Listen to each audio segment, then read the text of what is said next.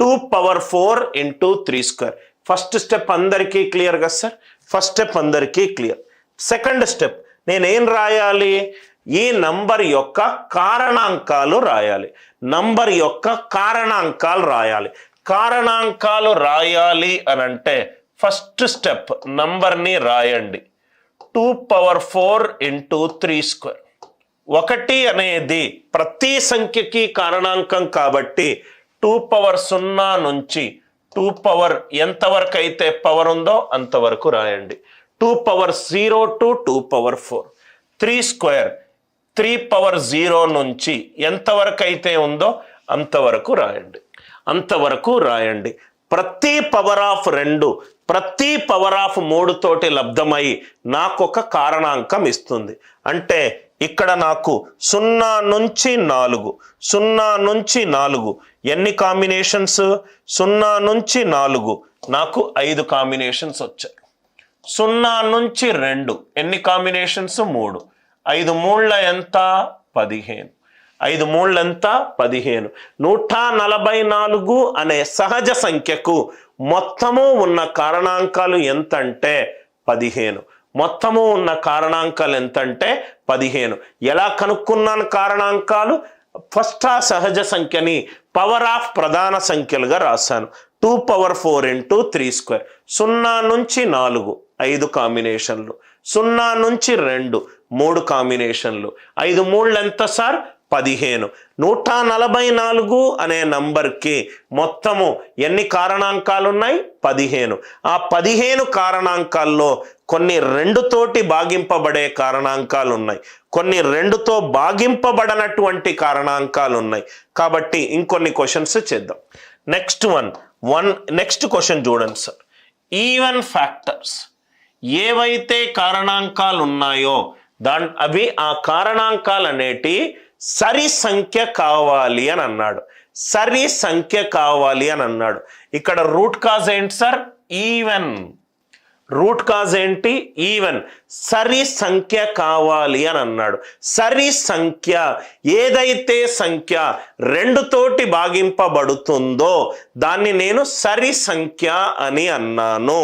ఏదైతే నంబరు 2తో భాగింపబడుతుందో అది 2 into సమ్ నంబర్ ఫాములో ఉంటుంది. సరి సంఖ్య 6 అనేది 2 into 3. 12 అనేది సరి సంఖ్య 2 into 6.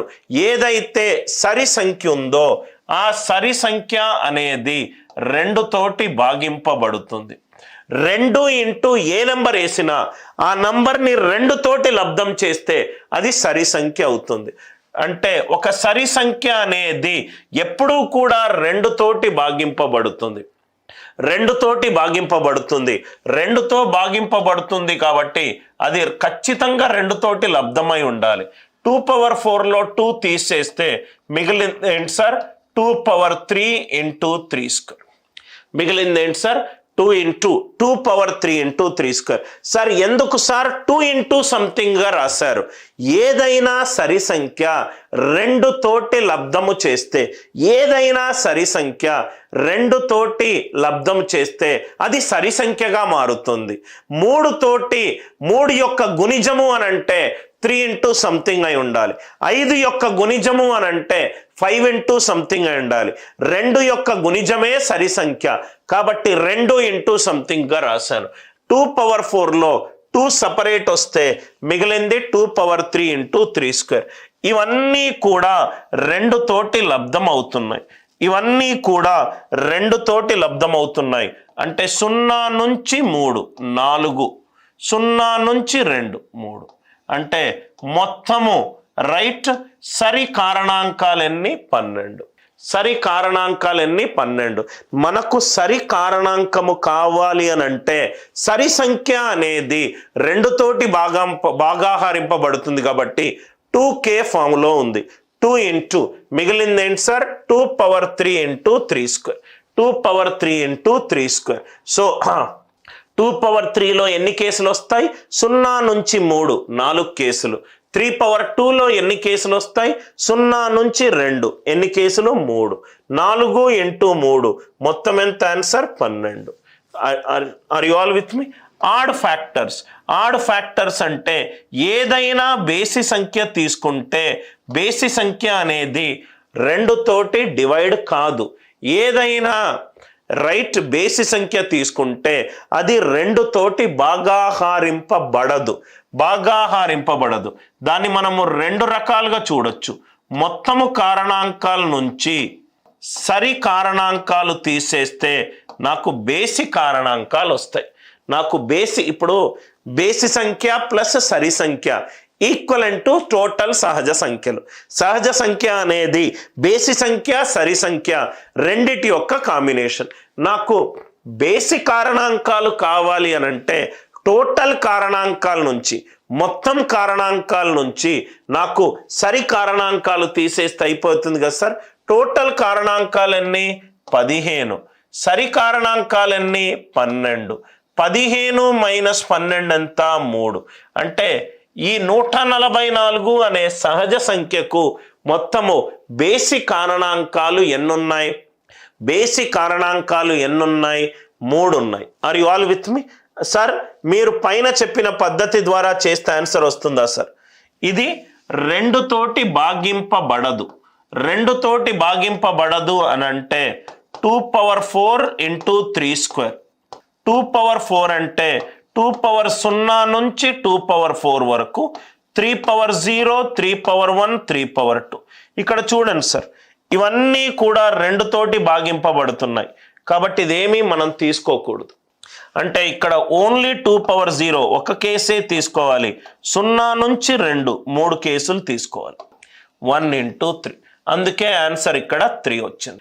ఏదైతే కారణాంకము 2 తోటి భాగింపబడదో 2తో భాగింపబడని కారణాంకాల్ని నేను ఏమంటాను సార్? బేసి కారణాంకాలు అంటాను. 2⁴ అనేది 2⁴ నుంచి 2⁴ వరకు రాయొచ్చు. కానీ 2⁴ నుంచి 2⁴ నాకు అన్నీ 2తో భాగింపబడుతుంది కాబట్టి 0 నుంచి 2 3 కేసులు, 2⁴ 1 కేసు. 1 ఇంటూ 3 ఎంత సార్? 3. అర్థమైంది కదా సార్? కారణాంకాలు ఎలా కనుక్కోవాలి, సరి కారణాంకాలు ఎలా కనుక్కోవాలి, బేసి కారణాంకాలు ఎలా కనుక్కోవాలి. మీకు ఇక్కడ డి అండ్ ఈ కూడా చాలా ఈజీగా మీరు సాల్వ్ చేస్తారు సార్. ఆల్రెడీ మనము బి చేసాం కాబట్టి డి ఈజీగా అయిపోతుంది. 3 యొక్క గుణిజాలున్న కారణాంకాలు.